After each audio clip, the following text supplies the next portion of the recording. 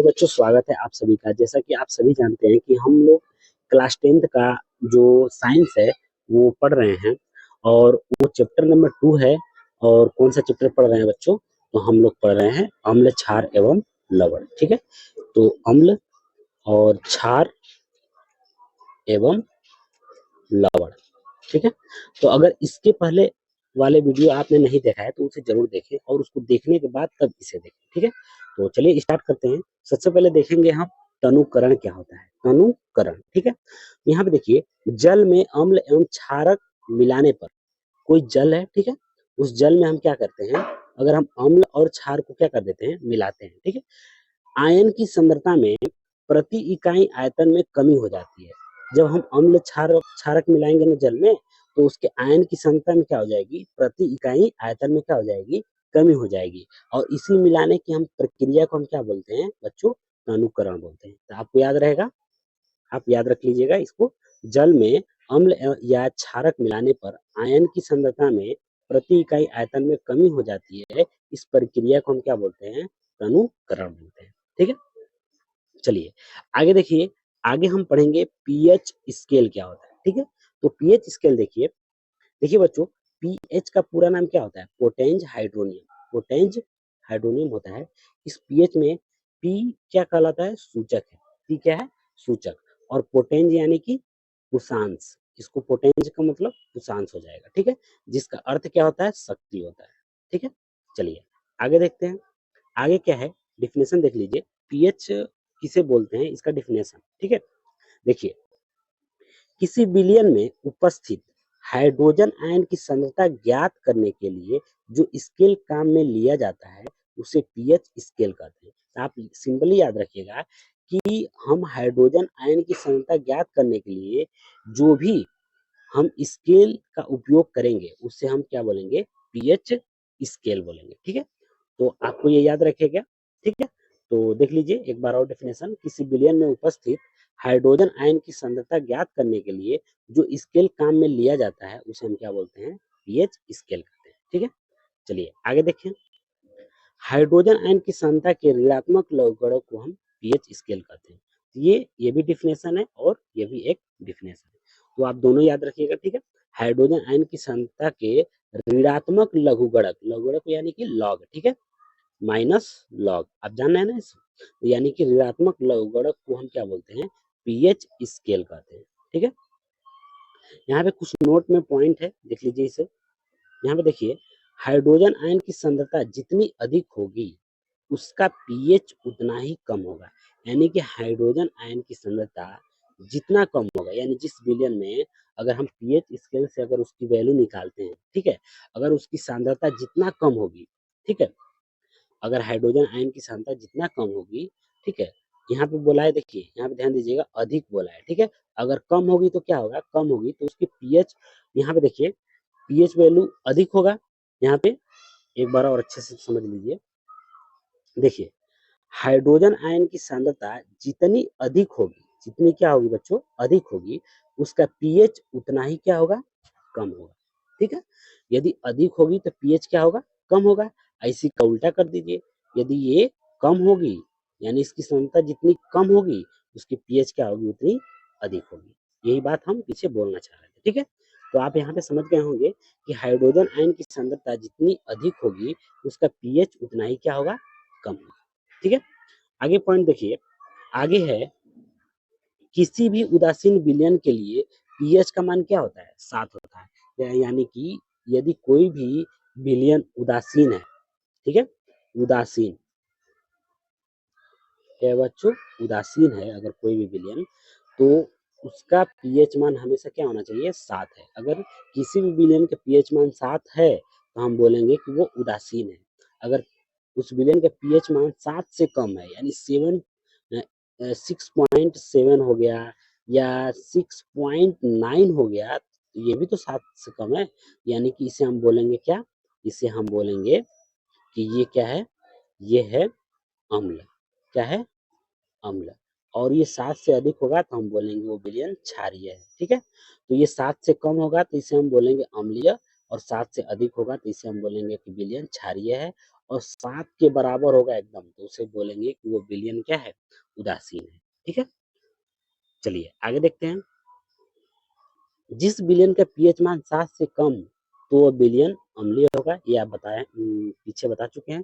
देखिए इसे, जिस विलयन का पीएच मान 7 से अधिक होता है, यह विलयन क्या होता है? क्षारीय होता है। ठीक है? चलिए आगे देखिए, यहाँ पे लिखा गया है निम्न विलयनों के पीएच मान, यानी कि जो यहाँ पे विलयन रखे गए हैं, ठीक है? और इनके पीएच मान इस साइड दिए गए हैं, ठीक है? तो आप कुछ इम्पोर्टेंट विलयन के पीएच मान है, आप इसे याद रखिएगा।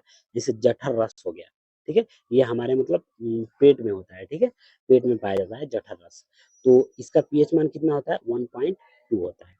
नींबू का रस जो होता है वो 2.2 होता है। और शुद्ध जल यानी कि जो प्योर वाटर होता है, ठीक है? वो उसका उदासीन हो जाएगा, क्योंकि इसका पीएच मान क्या होता है? 7 होता है। तो हम बोलेंगे कि शुद्ध जल का पीएच मान 7 होता है, इसलिए उदासीन होता है। रक्त जो होता है, रक्त, ये कैसा होता है बच्चों? क्षारीय होता है, ठीक है? यानी कि इसका 7.4 हो गया, यानी 7 से अधिक हो गया ना, इसे हम बोलेंगे कि ये क्षारीय हो गया, ठीक है? मिल्क हो गया, मिल्क ऑफ मैग्नीशिया हो गया, इसका पीएच मान कितना होता है? 10 होता है। और सोडियम हाइड्रोक्साइड का पीएच मान कितना होता है? 14 होता है। ये देखिए, ये क्षारीय हो गया, ये भी क्षारीय हो गया, ये भी क्षारीय हो गया, ठीक है? समझ में आ गया? चलिए आगे देखिए, यहाँ पे देखिए, हाइड्रोक्लोरिक अम्ल जो हो गया, हाइड्रोक्लोरिक, इसके पीएच वैल्यू क्या होती है? 0 हो गया, ठीक है? ये यानी कि ये हो जाएगा अम्ल, ठीक है? तो आप याद रखिएगा, जो पीएच वैल्यू का स्केल होता है ना, स्केल होता है, ये कितना होता है? 0 से लेकर के और ये 14 तक होता है, ये याद रखिएगा, ठीक है? चलिए, यहाँ पे बीच में 7 होता है, और 7 से अधिक जाएँगे तो ये क्षारक की तरह दर्शाएगा, और 7 से कम जाएँगे तो ये अम्लीय की तरह दर्शाएगा, ठीक है? चलिए, प्रबल अम्ल क्या होता है? यहाँ पे देखिए, अधिक संख्या में H प्लस आयन उत्पन्न करने वाले अम्ल प्रबल अम्ल होते हैं। यानी कि यदि हम अगर पाते हैं कि H प्लस आयन बहुत ज़्यादा उत्पन्न हो रहे हैं, ठीक है? बहुत ज़्यादा, तो वो अम्ल क्या हो कैसे अम्ल होंगे? प्रबल अम्ल होंगे। यानी कि यहाँ पे देखिए, HCl है, हाइड्रोक्लोरिक अम्ल, ठीक है? H2SO4 हो गया, HCl हो गया, ये सभी किसमें आएँगे? ये आएँगे प्रबल अम्ल। क्यों? क्योंकि इसमें हाइड्रोजन आयन बहुत अधिक मात्रा में क्या होते हैं? उत्पन्न होते हैं, ठीक है? दुर्बल अम्ल, इसी का जस्ट उल्टा कर दीजिए। इसी का उल्टा, यानी कम संख्या में हाइड्रोजन आयन उत्पन्न करने वाले अम्ल क्या कहलाते हैं? दुर्बल अम्ल कहलाते हैं। जैसे CH3COOH, एक एक उदाहरण लिख देंगे तो ये बहुत काफी है, ठीक है? प्रबल क्षार क्या हो जाएगा? प्रबल क्षार देखिए, क्षार देखिए, इसमें OH जुटा रहता है, ठीक है? तो यहाँ पे याद रखिएगा कि वे क्षार जिनका जलीय विलयन में पूर्णतः आयनन हो जाता है, यानी कि पूर्णतः क्या हो जाता है? आयनन हो जाता है, उसे हम प्रबल क्षार बोलते हैं। यानी NaOH हो गया, यानी पूर्णतः आयनन का मतलब समझ रहे हैं? ये पूरी तरह से अलग-अलग हो जाते हैं, यानी कि ये टूट जाते हैं, ठीक है? 2 पार्ट में, ठीक है? ये क्या कहलाते हैं? ये प्रबल क्षार कहलाते हैं। यहाँ पे दुर्बल क्षार देख लीजिए, वे क्षार जो जलीय विलयन में पूर्णतः आयनित नहीं होते, यानी पूरी तरह से आयनित नहीं होते हैं, ठीक है? उसे दुर्बल क्षार कहते हैं, ठीक है बच्चों? तो आगे देखिए, यहाँ पे अम्लीय वर्षा क्या होता है? तो अम्लीय वर्षा में हम देख लेंगे कि वर्षा के जल की पीएच मान कितना होता है? 5.6 होता है, यानी कि ये 7 से कम है। तो जब ये 7 से कम है, तो हम कह सकते हैं कि ये अम्लीय होगा, ठीक है? और कम हो जाती है, तो वो अम्लीय वर्षा कहलाती है। तो यहाँ पे इसका डेफिनेशन हो जाएगा कि वर्षा के जल का पीएच मान 5.6 से कम हो जाती है, ठीक है? तो वो अम्लीय वर्षा कहलाती है, ठीक है? यदि वर्षा का जल जो होगा वो 5.6 से कम हो जाएगी, तो हम उसे बोलेंगे ये अम्लीय वर्षा हो रही है, ठीक है? चलिए आगे देखते हैं। अम्लीय वर्षा के कुप्रभाव देखेंगे, यानी इसके कुछ प्रभाव देखेंगे कि क्या-क्या हैं। 1 मिनट देख लेते हैं कितना अभी है। अभी बहुत सारे हैं बच्चों, ठीक है? तो चलिए अभी बस इतना ही रहने देते हैं। बस ये देख लेते हैं कि अम्लीय वर्षा के कुप्रभाव क्या होते हैं, इसके बारे में बस देख लेते हैं, ठीक है? तो देखिए, अम्लीय वर्षा के कुप्रभाव, यानी कि इसके प्रभाव क्या हैं? कुछ पॉइंट लिखे गए हैं, देख लीजिए। अम्लीय वर्षा का जल जब नदी में प्रवाहित होता है, तो नदी के जल का पीएच का मान क्या हो जाता है? कम होता है। ज़ाहिर-सी बात है कि जब अम्लीय वर्षा जब नदी में प्रवाहित होगा, तो गिरेगा, ठीक है? तो उसका पीएच का मान होगा वो कम हो जाएगा, ठीक है?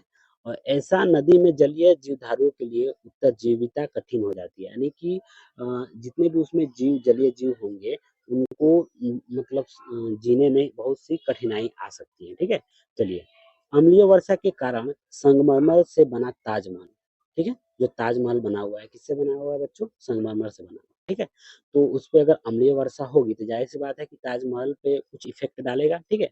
तो यहाँ पे देखिए ताजमहल काला पड़ने लगा है, यानी कि अम्लीय जब वर्षा होती है ना, तो वो संगमरमर पे पड़ता है, ठीक है? और संगमरमर किससे बना हुआ है? ताजमहल किससे बना हुआ है बच्चों? ये संगमरमर से बना हुआ है, ठीक है? इस पे जब वर्षा होगी, तो क्या होने लगेगा? वो काला होने लगेगा, ठीक है? क्योंकि कैल्शियम कार्बोनेट वर्षा में उपस्थित अम्ल से क्या कर लेता है? क्रिया कर लेता है, ठीक है? तो ये रिएक्शन वाला जो वीडियो आपने नहीं देखा है, तो उसे ज़रूर देखिएगा, ठीक है? तो आपको यहाँ पे बहुत अच्छे तरीके से समझ में आएगा, ठीक है? तो आगे नेक्स्ट देखेंगे बच्चों, दैनिक जीवन में पीएच का महत्व समझेंगे, ठीक है? तो हम नेक्स्ट वीडियो में इसको अच्छे से समझेंगे। अगर आपने इस चैनल को सब्सक्राइब नहीं किया है, तो इस चैनल को सब्सक्राइब ज़रूर कर लें, क्योंकि आने वाले वीडियो में हम मैथ को अच्छे तरीके से समझेंगे, ठीक है? मैथ कैसे बेसिक तरीके से हम समझाएँगे अगर आपको नहीं आता है समझने को, ठीक है? तो इस वीडियो को देखने के लिए आप सभी का धन्यवाद, ठीक है? तो चलिए